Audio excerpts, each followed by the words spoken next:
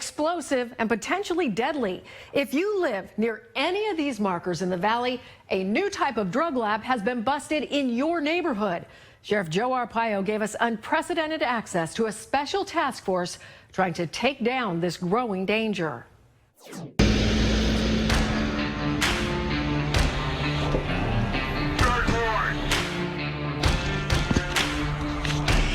your hands on the hood. Put your hands on the hood now! Search warrant! 3 a.m. We're on surveillance with members of MCSO's HIDA task force. Nighttime offers us a lot of cover and concealment. Looking for a dangerous new type of drug lab responsible for explosions across the valley. We're in a pretty dense residential neighborhood.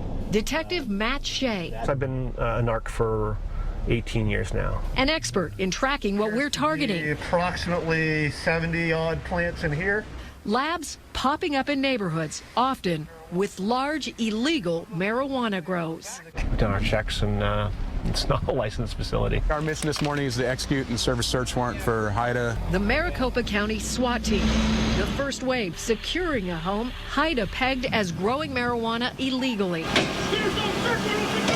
A massive show of force on an unassuming home that, from the outside, would blend in most neighborhoods.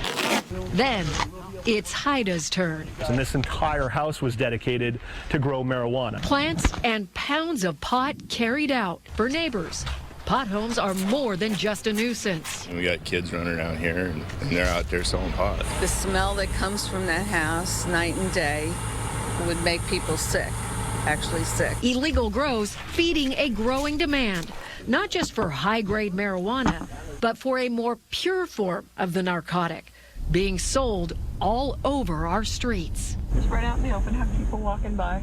Yeah. California tags on a small Chevy. We're watching an undercover drug buy in the busy parking lot of the Biltmore Fashion Park. If something went wrong right now, I will back out and block that car in. Buyers and sellers have been robbed, even killed, in the exchange of cash for drugs. Because this was not from a dispensary, this is an illegal buy.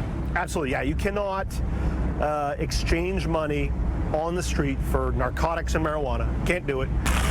We get what we're after, BHO, butane honey oil. Right, it actually looks like honey oil. This is basically pure narcotic. Yeah. Licensed dispensaries can sell BHO, but it's the illegal manufacturing of the drug that can have explosive results. We're out in the desert to show why the process of making BHO is so dangerous. We've made our own BHO extraction tube, simply made of PVC, very similar to what we would see in many of our investigations. The pipe is filled with marijuana, a filter on one end, a cap with a hole on the other. This is where the explosive part of the equation comes in. That hole is made specifically to be able to fit the end of a butane canister. Coming out the bottom will be a liquid butane material that is now infused with THC narcotic. At the end of the process, you're left with BHO. That's more than enough to make 2 people high for 3 hours. Simply, the butane strips the narcotic right off the leaves. But we're going to show you what happens when those highly flammable fumes find any source of ignition, which can be as simple as static electricity. Pouring out, dude.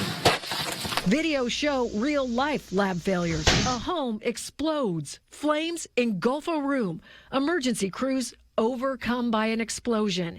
Even venting outside, no guarantee of safety. Oh my God! In a raid last week, HIDA found 1,500 plants and the most sophisticated lab they've seen so far, using even larger amounts of flammable gas to make not ounces, but pounds of oil at a time. It could potentially cause a mass explosion. We can see that they've been manufacturing here. The task force discovered their first BHO lab 4 years ago. Now they're averaging a couple a month, mostly in homes. Those butane fumes, one small 12-ounce canister could cause the entire house to go up in flames. There were cases of it here. On average, just a gram of oil sells for around $50. The draw of money could have more neighborhoods one spark away from paying a high price. The house most likely to completely explode, catch fire, be destroyed, and then probably the houses surrounding it also.